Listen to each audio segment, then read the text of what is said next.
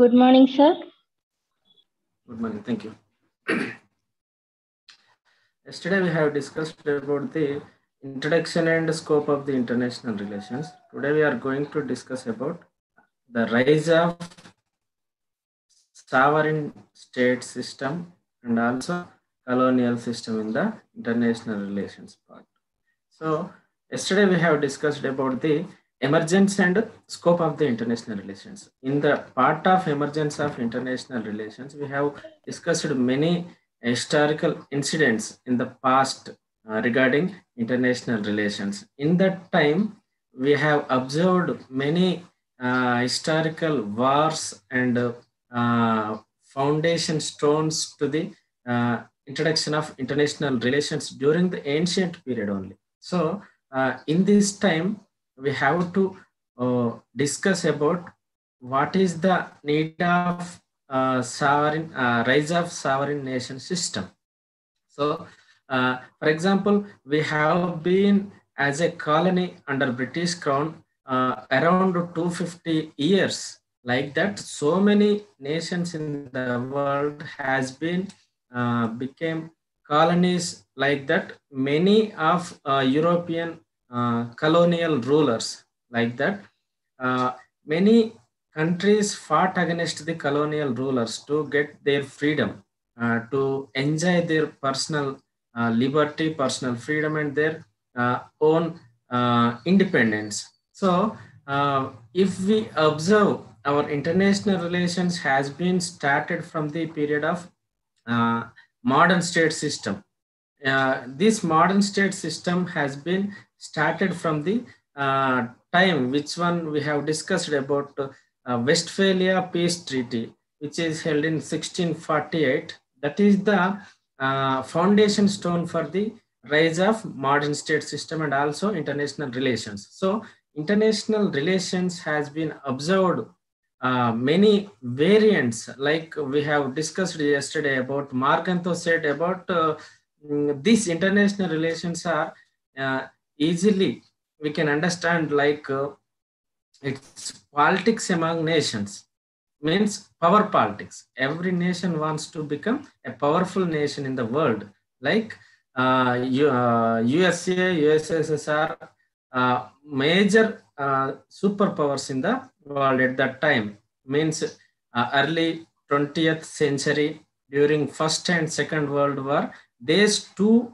superpowers are major nations in the sovereign state system. So at that time, before we are going to discuss about the causes and major important things in the rise of sovereign state system, we have to know about the what are the influence factors are there to rise the new modern state system. So at that time, when colonial rulers are ruling their colonies like India and other developing and poor nations are there, so they are ruling these poor countries. At that time, they robbed their developing nations, and like our India, they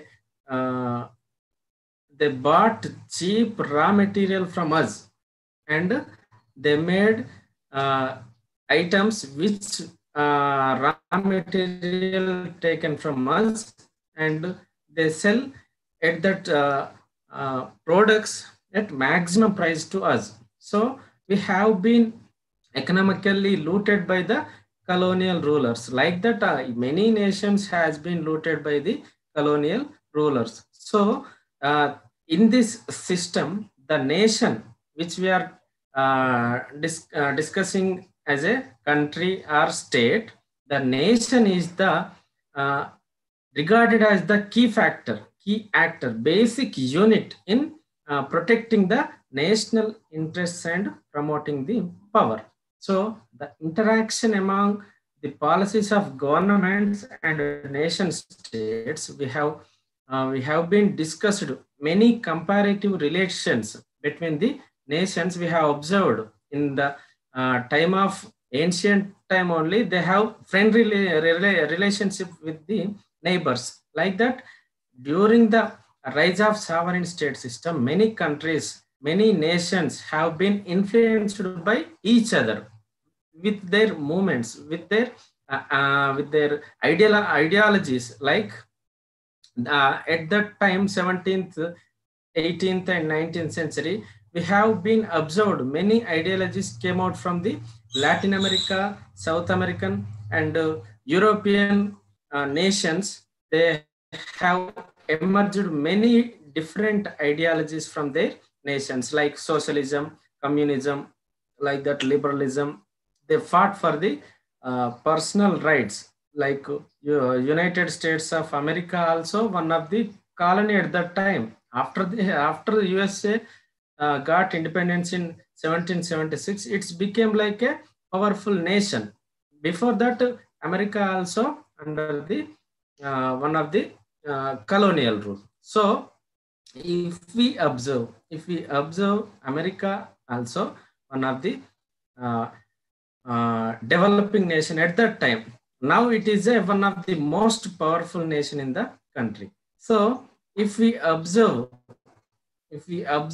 like developing nations, which we are calling as third world. Third world means after getting independence from the colonial rulers, means after Second World War, many of the nations has been got independence from the colonial rulers after their struggles.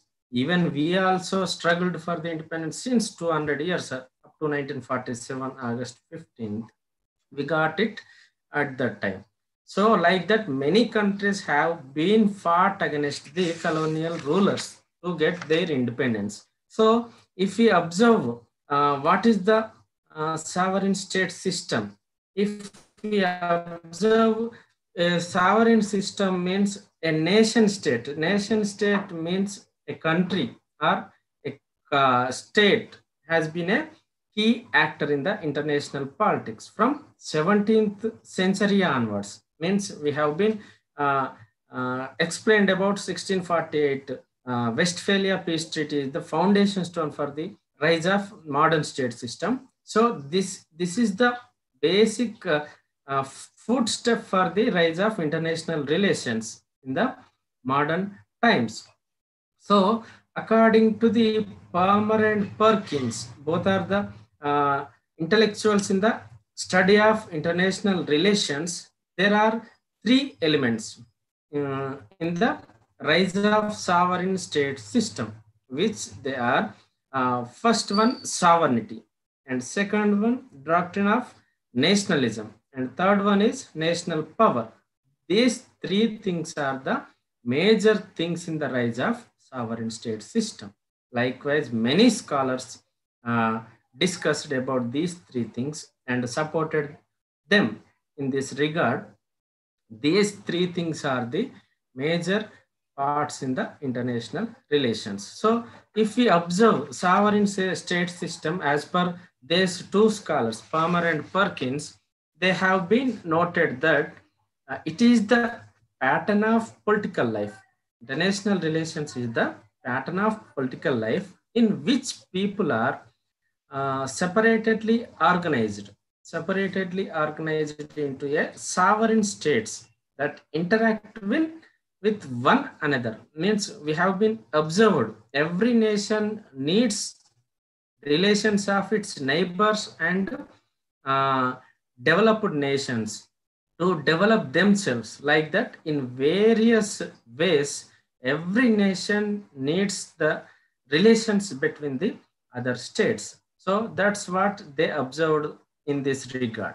So later, nation states occupy a primary position in sovereign state system. Means as a basic units, every nation international relations. So at that time, the role of a nation state in the system is a multi-dimensional. Means every nation plays multi roles in the form of their development in the area of international relations. So an operational agent without being obliged with the other nations, other states. a determinate territory, an operational agent with other nations. Like that, every sovereign state system operates itself with a vast development of international law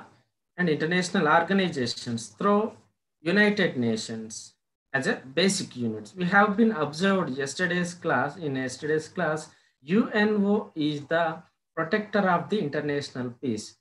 It is established for the protection of poor countries, protection of personal liberties of the people of the world. So, like our Supreme Court, like Parliament, like our Constitution, United Nations Organization also a basic unit of this international relations to protect the personal liberties of the individual who are living in the world. So, like that, we have observed 1648 Westphalian Peace Treaty, the foundation stone for the emergence of modern sovereign state system. Like that, after 16th and 17th century, we have been observed many revolutions has been made to get their independence, like French Revolution, like American independence movement 1776, later French Revolution, which is uh, held in 1789, later 1917 USSR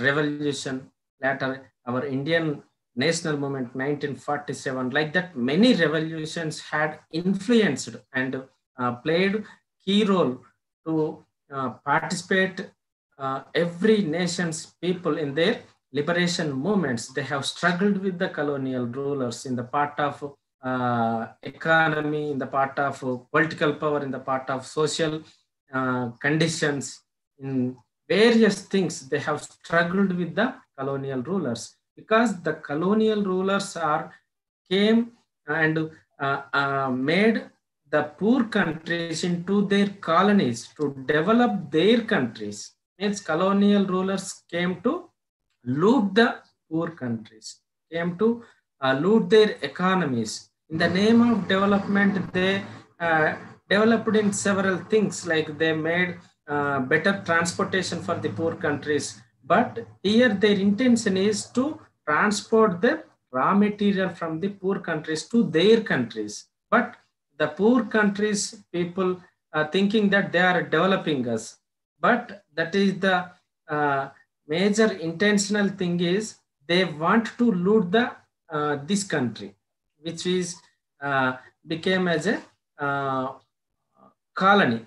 Like that, if we observe, even India also, they made many changes during the colonial period. Many European countries have been came here to occupy us, but there are many several things happened in the Indian system. So at that time, if we observe, they made railway system, they established English education system, they made many changes to poverty elevation, like and also they tried to remove the social issues which are established in Hindu system. They have tried to remove the system which is uh, a very bad thing to the Indian people. Like that, they have encouraged education system.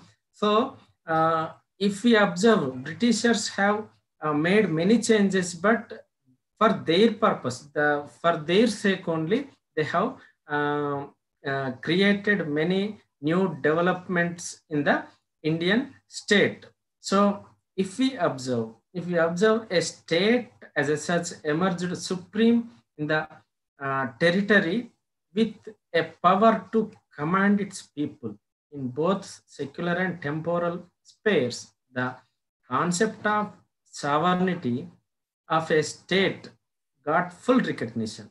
We have discussed the Palmer and Perkins, the thinkers of IR, has told us about the major three things, which one? Sovereignty and national interest, and also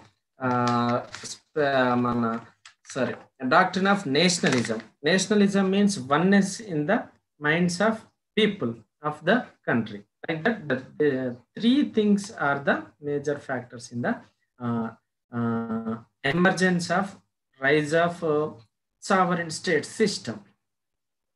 Later, after these revolutions, which we discussed about American Revolution and French Revolution, these revolutions gave strength to the concept of nation state, portrayed with the spirit and philosophy of nationalism.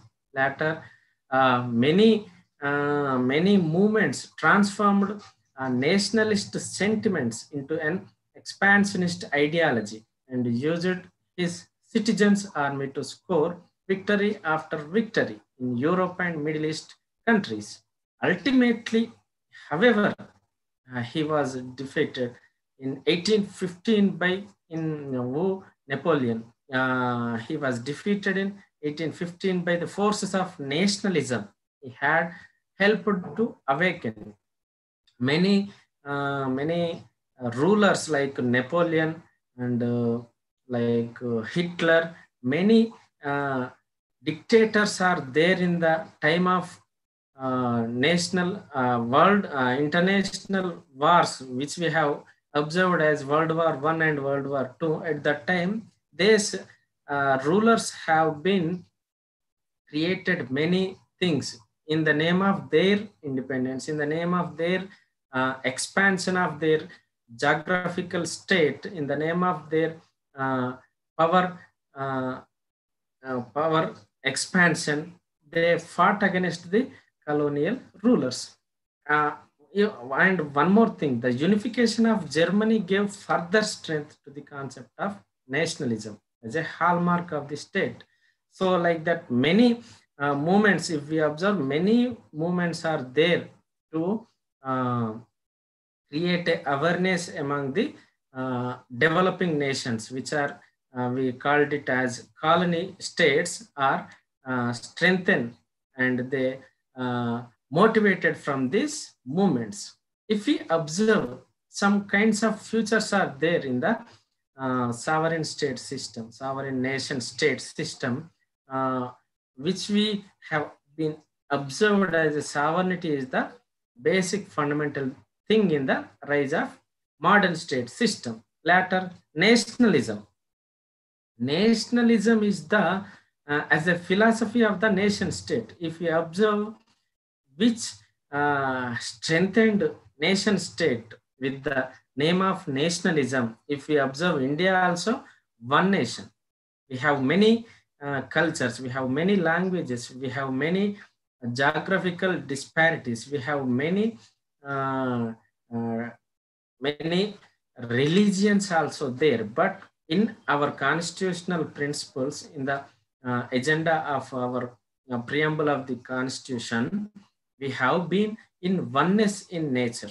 We have been in the name of nationalism. We are all are Indians, like that. Nationalism, nationalism of the every state has been an identification of the individual with the state. If the political socialization process of the individual inculcated the value that every person was citizen of the state by birth. And on the other hand, nationalism produced several conflicts, and on the other hand, it led to the birth of strong movements among dependent people to gain independence from imperialism and colonialism. The colonial rulers has been imposed their ideology into the colonies. Colony means occupied by the colonial rulers, like a dependent nation. So in Asia, in Africa, people began strongly opposing imperialism and colonialism for securing sovereign statehoods. They were strongly motivated by the desire to establish their own sovereign state systems. So the rise of nationalism was also accompanied by the emergence of aggressive nationalism in international relations. This development acted as big reason for the outbreak of war among nations. Means internationals, if we study international relations in any aspect, we have to know that which is the main cause, which is the main thing is about international relations is, it is the politics among nations. It's a power politics. It's a war among nations. So the two world wars came mainly due to rise of intense, aggressive, and militant nationalism of some states, particularly their dictators.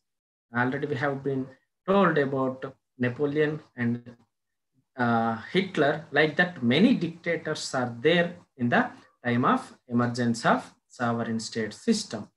Uh, and also territorial integrity or territorial impermeability of the nation state also one of the future of sovereign state system. If we observe, there are several issues are there. There are internally and externally.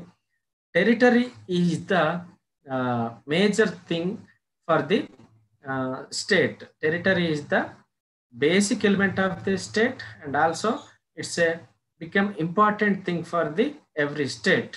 If we study about this, territoriality gave further strength to the concepts of sovereignty and nationalism, just as this gave strength to it. Preservation of territorial unity and integrity to the state became a valuable part of nationalism and the sovereign right of the nation state. There are many concepts also there in the rise of the state system. If we observe, French Revolution is for the liberty. Their motto is liberty, equality, fraternity. Like that, many ideas, many ideologies are risen during this modern state system. They all are fought for their equality. They are fought for their equal rights with the uh, all states. Like our Indians also fought against the Britishers for the equality, for the independence from their colonial rulers. And every state which are under the rule of colonial rulers, they decline. They decline their systems. They decline their uh, political entrance into the state's politics. So they have opposed the uh, influence of their ideologies also.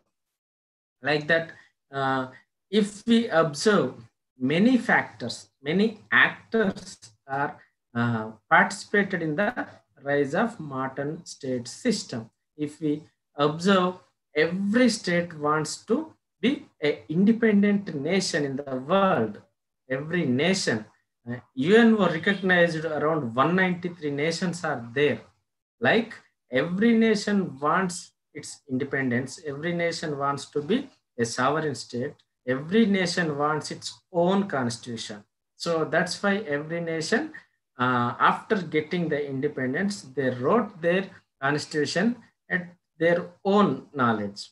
Like our Indian national leaders also, like Dr. B.R. Ambedkar, has been studied many constitutions in the world and chosen best things which are suitable for the Indian continent, Indian state. We have been borrowed from all the constitutions of the world and made them in the Indian constitution as a lengthy and written constitution of the world. Like that, many ideologies, many ideas has been influenced the every nation in the world. If we observe, there are several factors are there in the rise of sovereign state system. Like the governmental systems are there. Like many non-governmental state actors are there. Governmental actors are universal actors like United Nations organizations, WTO, or United Nations organizations and its organs, its sub divisions like WTO, IMF, like many divisions are there in the UNO to the protection of the developing nations, because every developing nations wants to become the supreme power in the world. Like that, many superpowers are there, but here UNO is the chief protector of these developing nations. So if we observe, there are several non-actors also there. After the two world wars, there are many changes are there in the world politics during late 1960s and 1970s. The states are every state is in the part of world politics, in the part of international politics. Many other actors have been become and more involved in the process of international political phenomenon. Due to this, international relations promotes international pluralism, fostering national interactions. So, majorly there are NGOs and multinational corporations and religious actors and terrorism rebels, criminal actors, many diasporas and ethnic actors are there in the part of particular importance for international relations. So, transnational international organizations have existed before in history.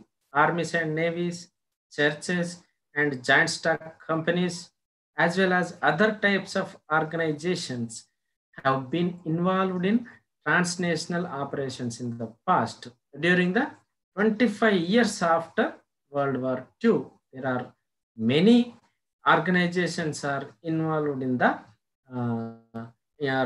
this rise of sovereign state system. There are several MNCs are there. The most prominent contemporary NGOs are international and multinational corporations. They are from entire the world. They are operating entire the world. They influencing the even developed and non-developed countries. So at that time, they have influenced the governmental organizations such as WTO and United Nations organization and its organs. They have been influenced by these NGOs and other multinational companies, multinational organizations in the protection of personal and individual liberties. So like that, we have been observed many things in the rise of sovereign state system. It's created nationality among the people. It's created awareness among the about the sovereignty among the people. It is the main factor to protect their borders, protect their territorial backgrounds, territorial boundaries is the one of the major thing in the sovereign state system. There is a competition among their policies. After world wars, after getting independence from the colonial rulers, every state is competing with other states in the form of policy making, in the form of development, in the form of administrations, in the form of foreign policy, in the form of trade and commerce. They have been competing with each other. So there is also a equality among nations. They have been introducing human rights. They have been introducing uh, equality among the people. So there are many meetings they have been conducted by the governmental and non-governmental organizations to protect the wishes. They protect the ideas. They protect the personal liberties of the every individual in the world. So this is the rise of sovereign state system, which are influenced by the state and non-state actors.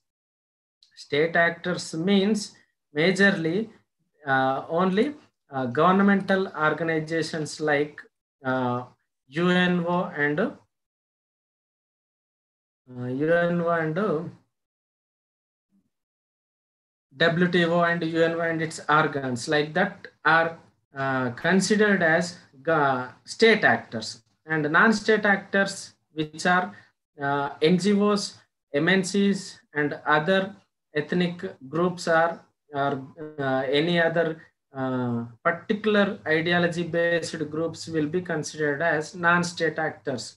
The both actors are influenced the international policies, international law, international system, international political system. They have influenced the every nation's ideology. So like that, if we observe after the sovereign state system, there are many changes have been made in the name of development. They have been uh, uh, fight. They have been prepared for the development of their nation into the speedy movement. Means they prepared their foreign policies. They want to become number one in the world. So like that, in our next chapter, which we are going to discuss about colonialism. Colonialism means we have been discussed already about colony means a state occupied by the colonial rulers, means a developed nation occupied by the developing nation occupied by the developed nations. Like it has been begun in the 15th century only. The Europe, Latin America, some of Asian, some of African countries has been become colonies under the British crown, and entirely it is ended in the 20th century. Like our India, 1947, we have been independent from the British colonial rule. So there are many misunderstandings, there are many miscommunication gaps in the international relations. That's what the reason for the entrance of colonial rulers into the developing nations. So if they are strong, if they are equal together, if they are maintain their sovereignty together, the third party entrance will not be there in the their developing nations. So colonialism is a system of social domination by modern industrialized nations, which we are calling it as developed nations. So developing countries are majorly, many developing countries are became the colonies of the developed nations. So the rise and fall of colonialism constitutes a very important character, very important chapter in the history of the modern world. The word colonialism is derived from the word colony, which means people detached from a larger nation and settled in a distant place. Colony means people detached from the larger nation and settled in a distant place. It implies immigration of people. So if we observe the colonialism is the major thing in the international relations. If we observe about colonialism futures, the futures of colonialism is the one of the major important thing in this chapter. So here, if we observe integrating economy of the colony with the global economy, means they have been came to the developing nation or poor country, which we call developed nation, developed country. They are mixing the economy with their economy, means they looted the raw material and transported to their nation. So like that, they looted entire properties, entire economy system from the colonial rulers. So there are foreign political domination also there. There are foreign political domination with the colonial power controlling all the political phenomenon. If we observe, Britishers also came here for in the name of trade, in the name of commerce. They have been visited India, but later they have understood about there is a miscommunication, there is a misunderstanding between the Indian states, and they entered into the political political system, because they established companies like East India Company. They have established and they have private army. So they used their private army on the who are poor, weaponed, means poor, where there are poor nations, poor princely states are there. They have been attacked by the colonial rulers, which are came in the name of East India Company. They have been attacked by these Britishers.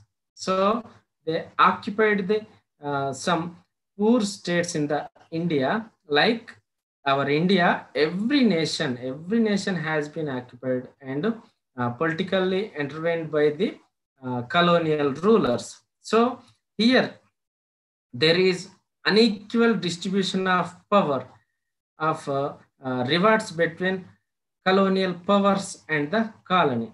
If we observe, there are many efforts has been made with the colonial power to intervene the social life through reforms, religious and colonial modernization in administration, education, and transport, communication, and trade, to the extent of subordination of this discrimination. So there are, if we observe, the colonialism has several features which are influencing the rise of modern state system, because every colony wants to be an independent state. So if we observe, if we discuss what are the causes influencing the rise of colonialism, because there is a primary cause of colonialism is a economical cause, means we are discussed already. Many European countries like Britishers,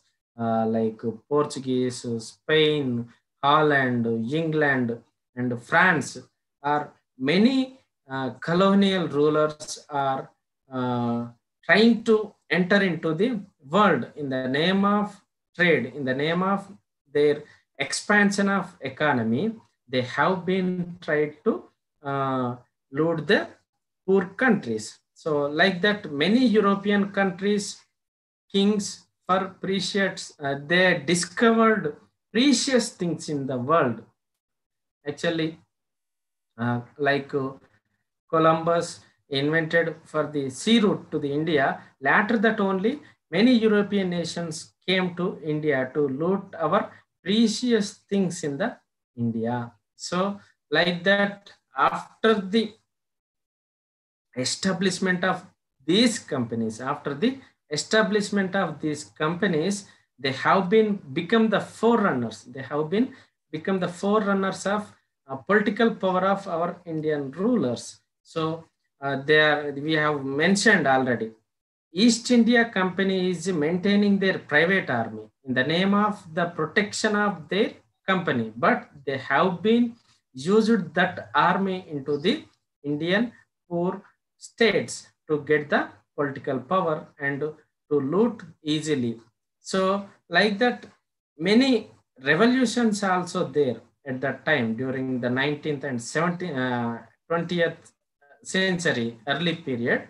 There are many revolutions. Before that, we have been observed a glorious industrial revolution, which is held in 1488. Also is one of the part in the this expansion of economy system with the world. So like that, the European companies, the European powers has also exploited the raw material from the colonies to their countries with cheap rates. They have been bought our raw material, our precious metals, metals like gold and silver and diamonds. They have been bought in cheaper rates, and thus the colonialism has started for economic advantage of the European powers. So the rise of capitalism had also contributed.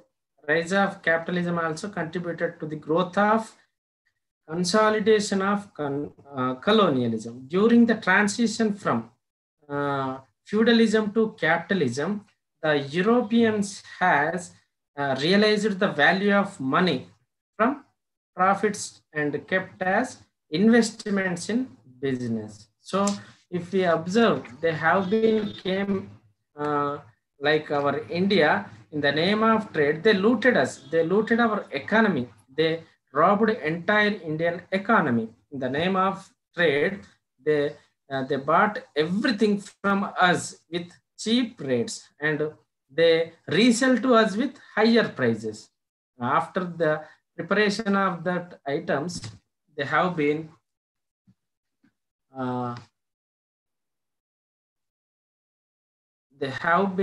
looted our Indian economy. Many reasons also there. Many reasons also there.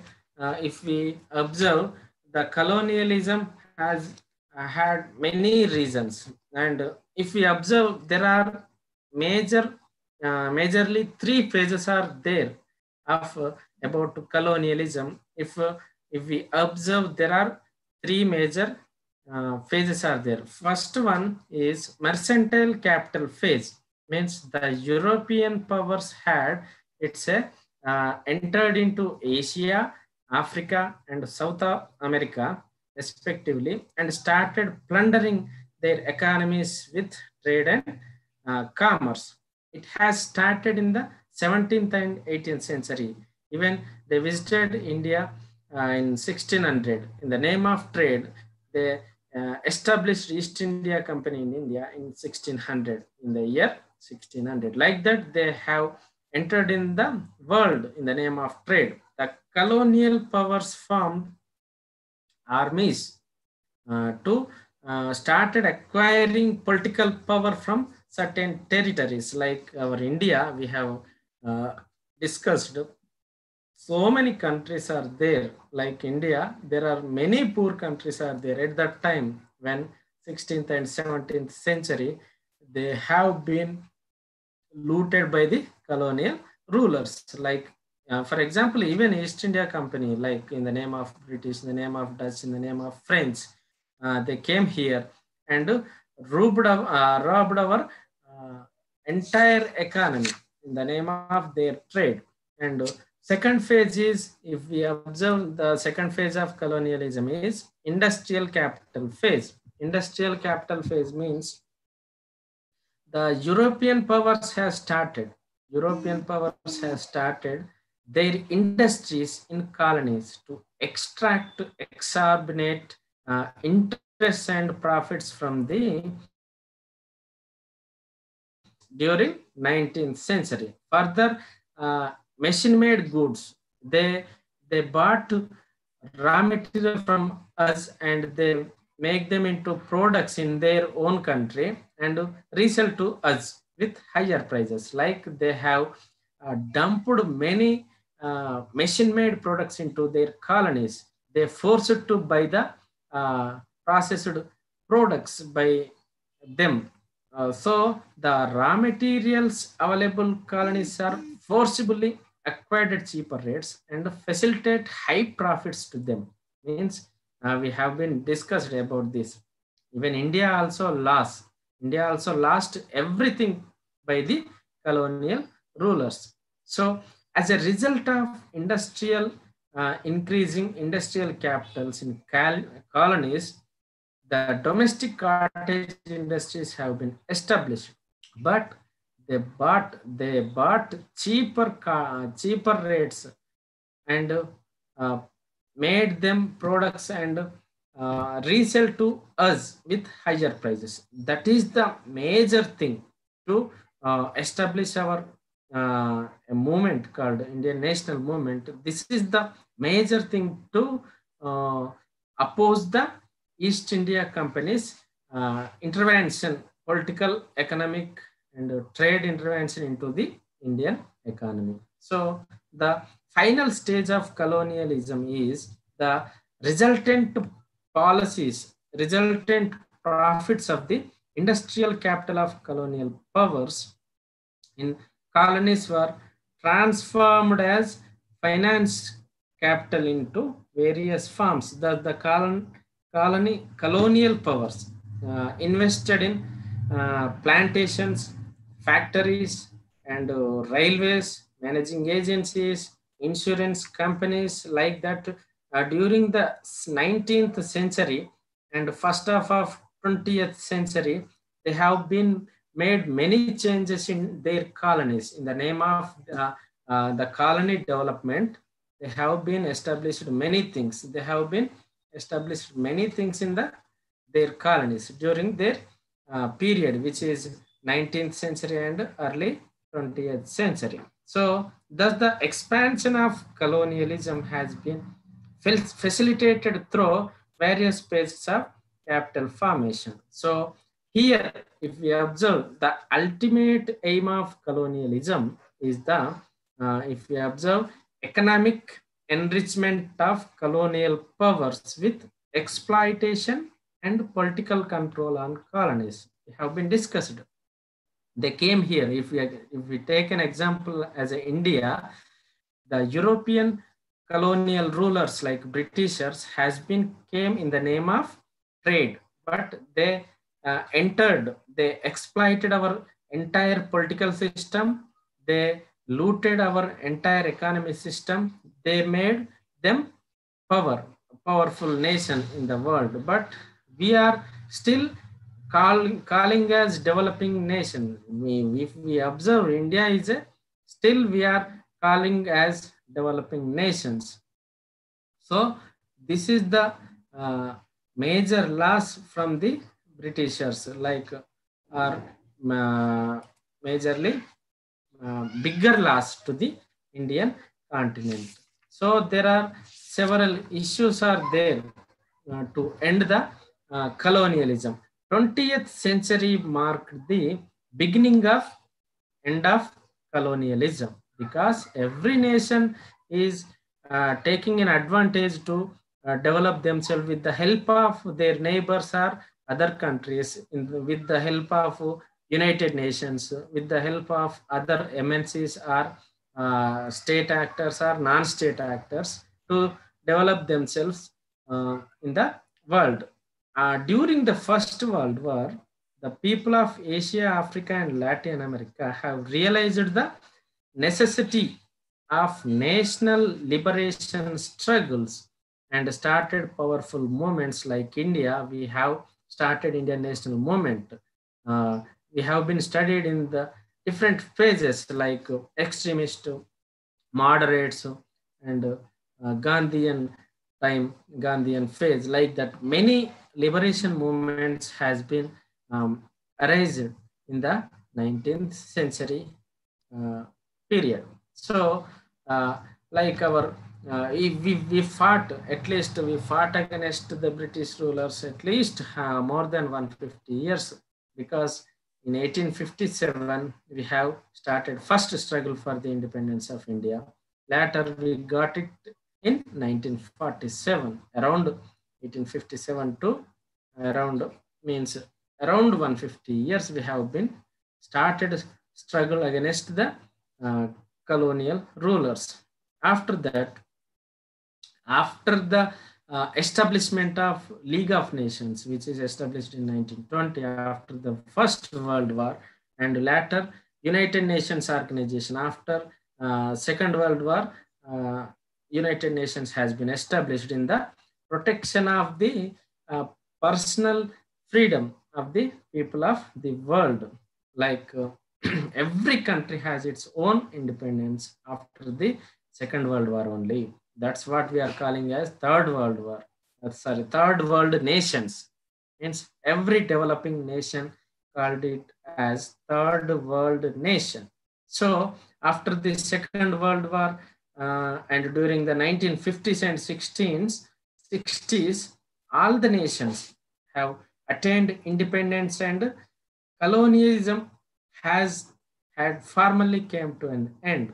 During 1950s and 60s, every nation got independence from their colonial rule. So that countries we are naming, we are called it as third world nations.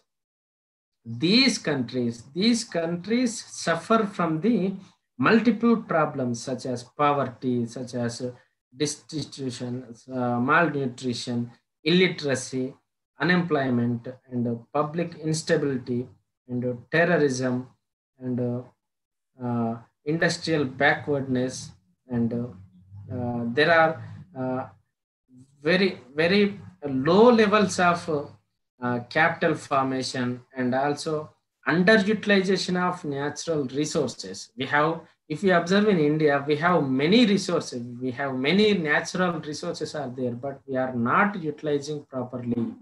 If we use properly our natural resources, we will become the one of the major powerful country in the world. So as a result of colonialism, these countries were economically exploited, and the wealth has been plundered by the colonial rulers. Subsequently, all these countries that came out of the colonial forces have been organizing themselves under the banner of non-alignment movement and negotiating with the developed countries for concessions in trade, technology, and aid.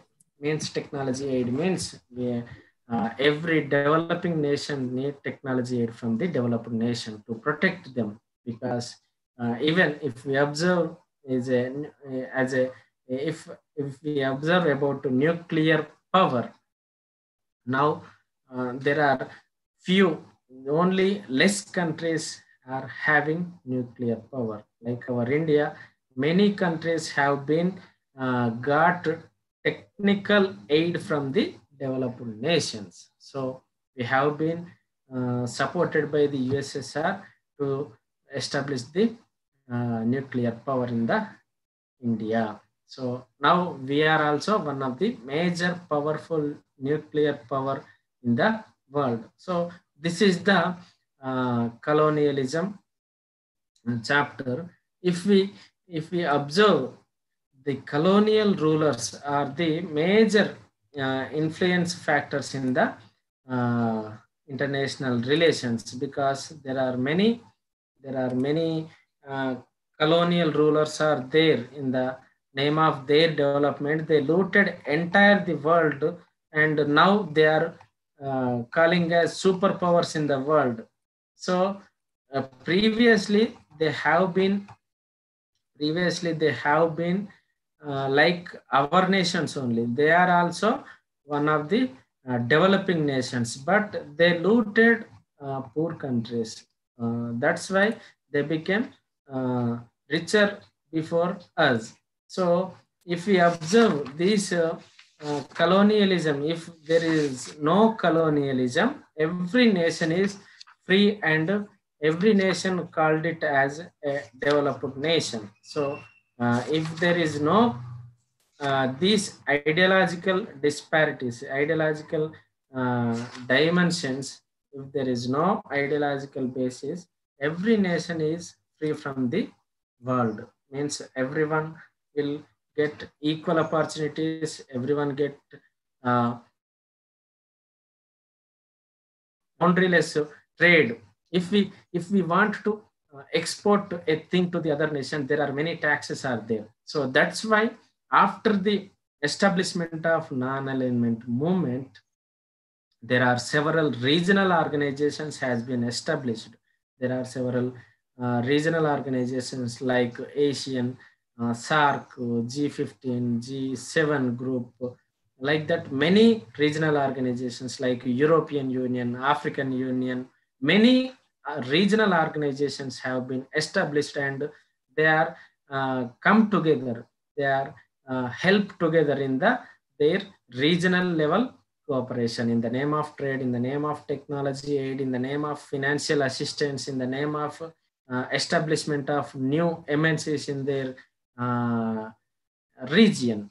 So if we observe, we are the founder member of UNO, and uh, our India also founding member of non-alignment movement also. Jawaharlal Nehru participated in the formation of non-alignment movement.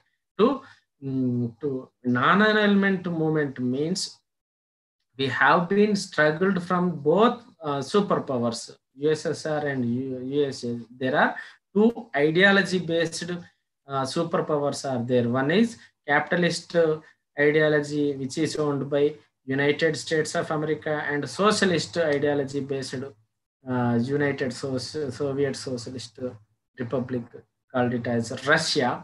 We want to not join in these two blocks. We have to become an independent from these two blocks. We don't want to join in USA alliance. We don't want to join Russian alliance. So that's what we called it as. We are maintaining neutrality between these two blocks. That's what we are calling as non-alignment, means neutrality among these two ideologies. We are having mixed ideologies, but we are not joining any these two ideologies, which are majorly influencing the Cold War between the modern state system. Now we are observing there are no direct intervention into the any country, but they are influencing their supporting nations in their problems. Means if we observe our Jammu Kashmir issue, USA supporting Pakistan in the name of their bilateral relations. They are supporting their means they are supporting in the technology to occupy our own land. So that's what the Cold War is called it as no direct war. There is no direct war between any two blocks, any two states, any neighbor states, any states in the any two or more states in the world. There is no direct war. Cold War means there is a war called between ideology-based war. Means America support their nations, their supporters. Russia supports their supporters. So that's why we have been not participating in these two blocks. So we are maintaining our own ideology, what we called it as non-alignment policy. So majorly many, if we observe, 2/3 of United Nations are participating in our ideology, maintaining our ideology, supporting our ideology. 2/3 means among 193 nations, around 120 to 130 nations are supporting our non-alignment policy. So that's what Nehru established. We have been made many changes in our constitution. We have been adopted socialist principles. We have been adopted many influenced by many revolutions like French Revolution, even personal in the name of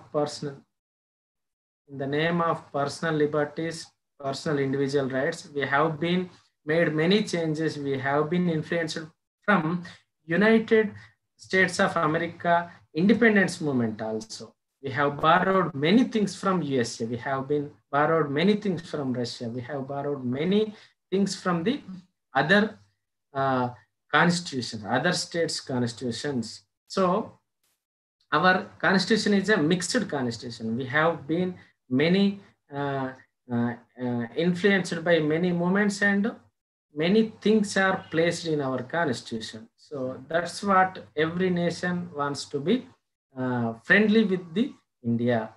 But in some cases, there are several conflicts are there with our neighbors only, not with other countries. We have been fighting with neighbors only in the name of geographical, in the name of territorial conflicts, in the name of water disputes, in the name of boundary disputes. We have been fighting our neighbors only. There is no clashes between other states. There is no misunderstandings. In some cases, the powerful nations, which which we called it as permanent members in the United Nations. There are some superpowers are there. They are not supporting India to become a permanent member in the United Nations organizations. If we join, we will change the ideology. We will influence the other all developing nations, because we have the support of two-thirds members of United Nations to not to join this. Both United States of America and Russian alliances, we have got major support from the developing nations. This is the our today's syllabus. If you have any doubts and queries, you can ask in the chat box.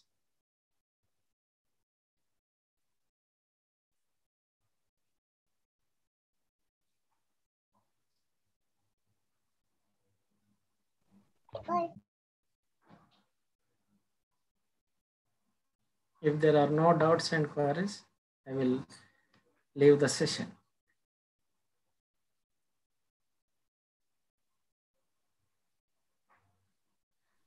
Sir, can you explain me colonism and imperialism?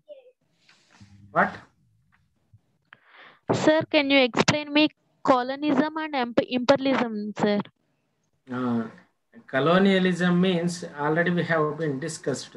Every developed nations wants to expand their economy, expand their geographical territorial their boundaries in the name of colonialism. Means every developed nations want to occupy the poor country. To loot the poor country, they became many colonies in the world. That's what we called as means colonialism. Imperialism means like many capitalist countries wants to adapt their ideology. Adapt their ideology means their capitalist mentality. They impose their capitalist mentality into the colonial states. That's what we call as imperialism. Means forcible entrance into their economy, forcible entrance into the political ideology. That's what we call imperialism. Okay, sir. Thank you, sir. Any other doubts?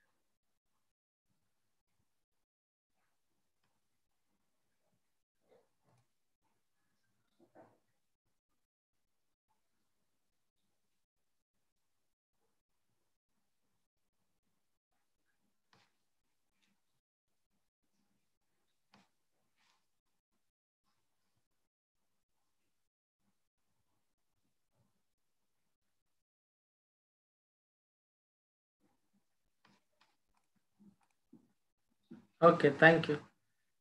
Thank you for your participation. I am concluding the session. Thank you, sir. Okay, welcome.